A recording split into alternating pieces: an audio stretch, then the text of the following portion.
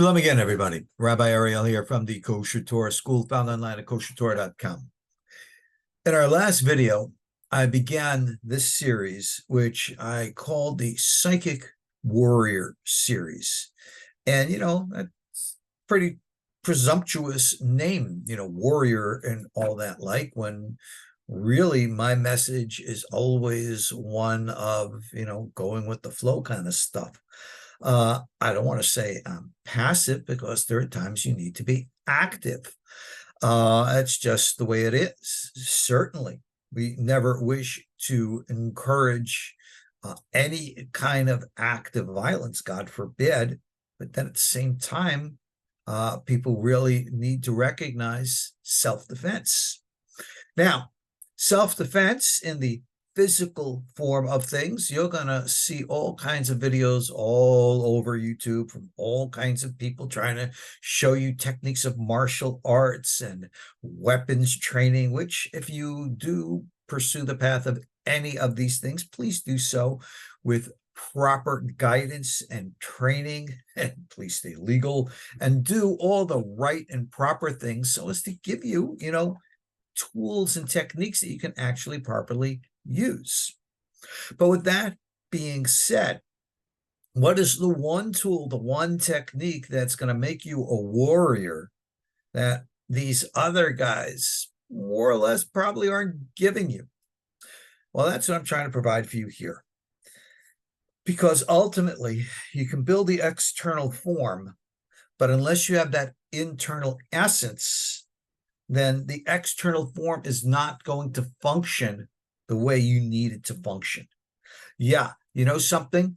It's great that you know how to point a gun and shoot. It's great that you know how to fight with your fists or hold a knife and use it, in appropriate, proper circumstances. But there's something deep within. For those of you who have experience with the martial arts, you know that when you begin training, doesn't matter what system you're in, you learn how to punch, you learn how to kick, you learn how to block, you learn strikes, you learn all this physical stuff. But then, as your training evolves, you eventually realize you need to cultivate something deep within you, a power, an energy, which is going to flow through your movements, giving them the power that they need to operate. Consider it like the gasoline that runs the engine of a vehicle. Without the gas, you could have the greatest vehicle of them all. It's just not going to operate. So, with regards to getting our acts together, let's understand some basic things. Number one, we are all at war. No, I'm not referring to the present day social warfare or political warfare or economic warfare.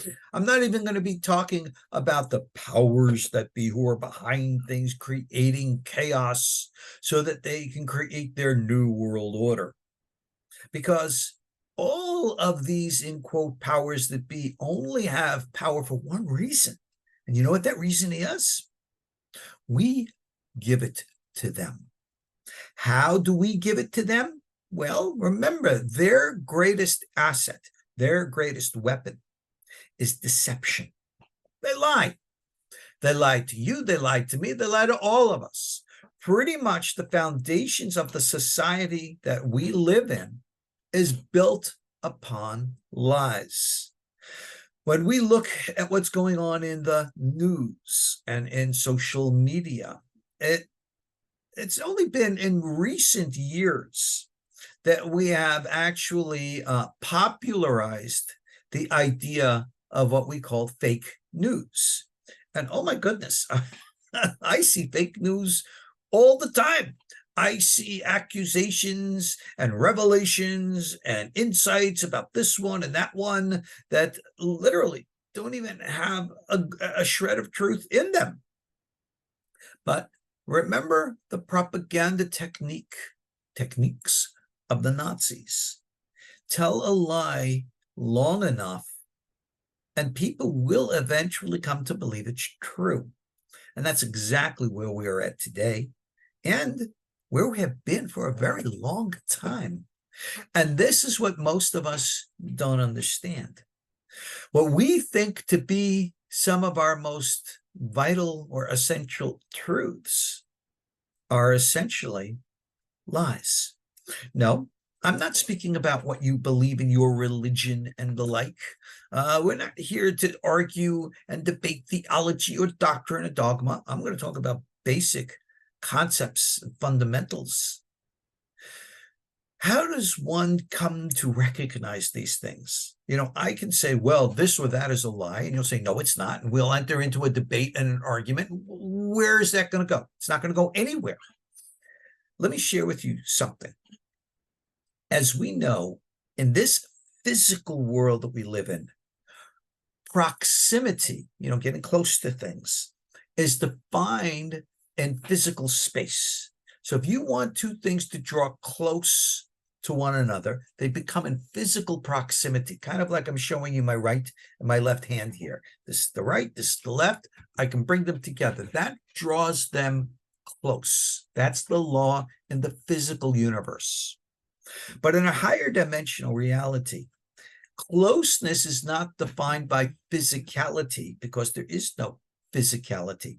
Closeness is defined by similarity. You have to have two things which are similar in order for them to be close with one another. So, how do we bring diametrically opposed views, which are literally universes apart, together? The answer is, in the higher dimensions, you can't, because there's no similarity to them. The right column, the left column are by definition opposites, and they cannot be brought together. That is the reality in that dimension. Here we are in this dimension. This is why this dimension actually exists. How do we bring these energetic opposites together? We can bring them into physical proximity to one another, but internally they're completely opposites. But in the place of physical proximity, at least they can interact with one another in a dialogue way, which may be able to change their internal dynamics. This is the secret of the center column, in which we try to bring opposites into balance. Do we dismiss or try to work against the existence of those opposites? No. Opposites are fine. The only thing we're trying to do is put them in a position of balance and harmony with one another so they can coexist. Center column. Just because we have the center column, we don't try to chop off the right and left columns. We need to have balance, but the two are energetic tensions, and the movement and flow between right, left, center. It's like the flow of a pendulum, the movement of a pendulum. All things in the universe, in reality, in life, are moving. We are moving right now, actually at great speeds. Even though I am, for example, sitting here at my desk talking with you right now, this office is in my home, and the planet, as you know, is going around its axis, and the earth is going around the sun, and the sun is moving around the galaxy, and the galaxy is moving around. Everything's always in movement. This is the flow of things. In order for us to become authentic and actual psychic warriors, we need to get back to this center column and to be in the natural flow of things. When you are in the natural flow of things, then you are moving in conjunction and coordinating with the universe. And if you're out of sync, then you're part of a problem and not part of the cure. So I can get religious and talk to you about morals and values and the likes, but again, all this is external to us, and therefore to talk about it is just going to be that, talk. We need to go inside to the energy source. So, like I gave an example moments ago with martial arts, let's ask a quick question. which martial art is the best? Oh my goodness. Anybody in the martial arts, this is the topic that never ends. You can speak of this type and that type, soft and hard, and this source and that source. You know what the best martial art is? I'll give you the definitive answer, which I would hope every one of you in comments, whatever, will agree. You know what's the best martial art? The one that works best for you. It is individualized. For those who actually practice martial arts, many of us have had experience with many different styles over many different years. And something that usually happens in our older ages, remember, I'm an old guy here, they tend to congeal together. And you could have, styles of like Wing Chun that will become part of Tai Chi, and, they just work together as stuff. Okay, whatever. What works for you. And you'll find that is the highest of the martial arts, because you're allowing that inner energy to flow through you. When it comes to psychic things, spiritual things, like I said, for my Torah observant community, I'm a rabbi, and I speak to members of my own community. And when I do, we speak about things within the context of Torah, Judaism, and Halakha, as is appropriate for us. But our lessons here in YouTube and the world is for everybody. It's not just for my limited little community. And the lessons that we have here are universal. They are for everyone. And all honesty, they're not even just Torah. They're not even just Jewish. They're just the universal reality of things. And who decides that? Not me. This is not a philosophical debate. The universe decides. Being a psychic warrior gets you to be in touch with that universal pattern. And that is what this series of lessons is all about. Pretty much what I've been teaching in my KosherTorah school for 30 years now. Now, you can see to my right and my left the little diagrams of the 10 Sefirot. This is something that is used in the Kabbalah. And of course, unfortunately, the Kabbalah, like the Bible itself, has been, shall we say, bluntly, hijacked. It is used and twisted and turned and perverted by everybody going out there with their own systems, their own ideas, one more cockamamie and crazy than the other, without any validity or value. Now, I could say, well, each person is making it in their own image, like I said, with the flow of energy. Yeah, but, and that but is what is the foundation upon which you stand. For those of us who know, again, martial arts, all right, in my system, when I first learned, we used to do horse training. For those of you who know Hungar, you do the real solid horse training. It is founded to give you a strong grounding that you are solid. Well, that's the same thing with moral building, spirit building, and the like. Strong grounding. And for those who take systems, the Bible, the Kabbalah, and hijack them, twist them and turn them, you're building on an unstable foundation. And anything built on an unstable foundation is destined to collapse and fall. That's just the laws of nature. So all of these other systems don't go around thinking that you're doing what you want and that's okay. It doesn't work like that. You need to know and understand the proper pattern and align with it. I was about to say the words submit and surrender to it, but I know those words submit and surrender today, oh, that's so politically incorrect. But that's really what we need to do. God is not a little old man sitting on a cloud somewhere in a place called heaven who's going to judge you. You've been bad. And all of this, let's be blunt, mythology that people throw upon religion. That is not what it's like. The name of God, Yud, K, Vav, K. Big name you see behind me, this name you see up there above, all right? It's a code. Each and every letter stands for and represents a pattern of the reality of life that we human beings experience. It entails what we could call the psychic, intuitive, the rational, intellectual. the emotions, the feelings, and of course, physicality and deeds. And when we reflect upon the name of God in actual visual meditation, you look at the letters, Yud Kei Vav Kei, and curiously, what we teach, it's an old system. We ask people, how do you see each and every letter? How does it appear to you?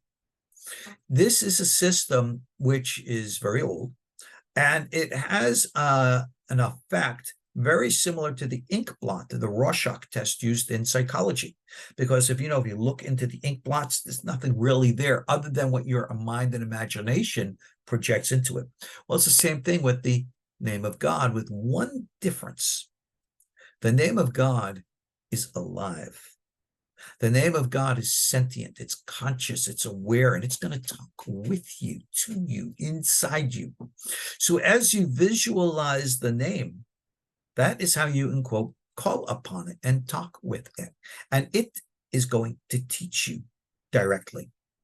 It will teach you about proper behavior, proper emotions, and proper emotional balance, as well as emotional healing. Proper balance between the rational intellect and the psychic intuitive. This is a process. It's represented by the Sefirotic Tree. And of course, I teach all of this. Go look at the videos that I have online here on YouTube. If you're interested for more, like I said in the previous video, I mentioned my videos from the Sefer Yetzirah, an old text that actually introduced the concept of these Sefirot. And rather than the Sefer Yetzirah elaborate what they are, etc., it really teaches us how to experience them. And that's what everything is all about, experience. We are at war. We are at war with psychic forces, higher energetic forces. We are at war with conflict within ourselves. And that is what the powers that be in this world and others are taking advantage of, and how they manipulate us, not just externally, but internally. Because the only way that they're able to manipulate us externally is because we have openings, there we go, openings within us that allow ourselves to be so manipulated. This is what we need to seal and close. And again, I can't identify what is this and what is that, because I don't want to enter into debate. This is not an academic discussion. You need to feel it. If you want another metaphor, think about in the movie Star Wars, in the original Empire Strikes Back, when Yoda was teaching Luke Skywalker, and he says, you have to feel the Force flow through you. That feeling of the flow is not emotions. A lot of people mistake feelings for emotions. Emotions come and go. They're like the waves. Feeling is a deeper sensation that transcends emotions. And if you remember the words that Luke Skywalker said, all right, he says, I don't believe it. And Yoda said to him, that's why you fail. Because we believe a lot of garbage today. We believe a lot of things that just are not true. And I'm not going to enter into debate with you about what those are. I want you to reflect upon the inner truths and to have these revelations yourselves. Why bother entering into dialogue or debate, God forbid, even argument with me? I don't want to fight with you. You might want to fight because you want to be a warrior. Then be a proper warrior. Learn what it means to be balanced in the center, because that is a true warrior. A true warrior fights for heaven. A true warrior has internal peace within. Shalom is what we call it. And from that position fights for balance. Be careful of the mistaken ideas, the false beliefs that are imposed upon our minds, that we are told are what is right. When if you think about it, when you contemplate it, that inner sensation, that inner voice will tell you, no, it is not right. it is wrong. And you will have a revelation.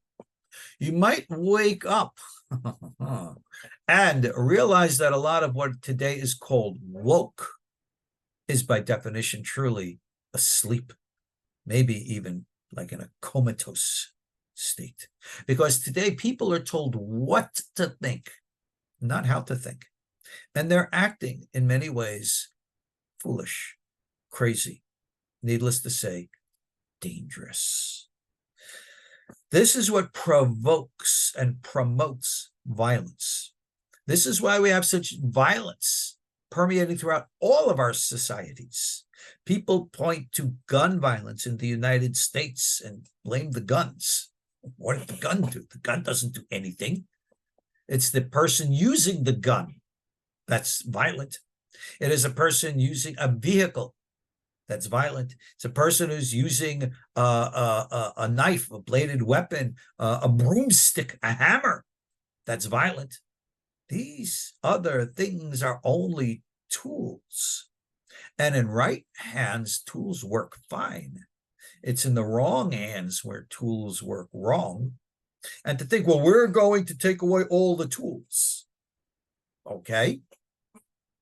Eventually, that force of imbalance will manifest itself through whatever new tool it can find. There's no limit to tools. There's only a limit to our dealing with this internal energy. We have to address the imbalance. We have to address the unstable foundation upon which we speak. And if you try to understand this rationally, intellectually, you will fail. You need to cultivate that psychic, intuitive, internal connection with the source. We call it God. It's manifest as Yud Ke Vav Ke. And we have great details about all of this that we teach through experience. My books teach this. My classes teach this. Videos here on YouTube teach this. For those of you who want to learn, there is what for you to learn. You have access to this all. And don't think that willpower enough is going to make this happen. I'm going to will. Will doesn't do anything. Will is at the top, and will has to come all the way down to the bottom in manifestation. That is the tree of the Sefirot. Willpower is what we call the crown, the Keter. Manifestations, we call Malchut, the kingdom at the bottom. There's a whole process to how that goes about. So just sitting there saying, I'm going to visualize and it's going to happen. Good luck. But that's what you think is going to work for you, go for it. But in reality, it takes a lot more than just wishful thinking. I offer you the practical techniques. I offer you the training and the tools for grounding and stability. If you want it, it's there for you. That's what these videos hopefully are for, to hopefully offer you the ability to become more psychically sensitive, so that if bad times are coming and you're going to say, oh my gosh, what do I do now? Right? I have all my preps, I have all my bullets and all my beans and all the rest, but still in a chaotic world, if you're standing on an unstable, foundation, you're going to fall along with it. Well, get grounded, stabilized in the one true foundational source of them all. Know this name, Yud Ke Vav Ke, the name that God revealed through our Torah. It's for everyone, everywhere, because we're all created in the divine image. No differences and separations there. See the differences and allow the name of God to balance you and ground you and give you that psychic insight, so that through it, you will look upon everything in this world, all the political garbage going on, all the fighting between nations going on, all the social uprisings going on, all the social civil wars going on. Rather than rationally and analytically trying to define it, it will defy that, because it goes beyond the rational. It's emotional, it's intuitive, it's been programmed within us. And only a clear psychic eye will be able to see that. Cultivate that psychic eye. Learn the truth from the source.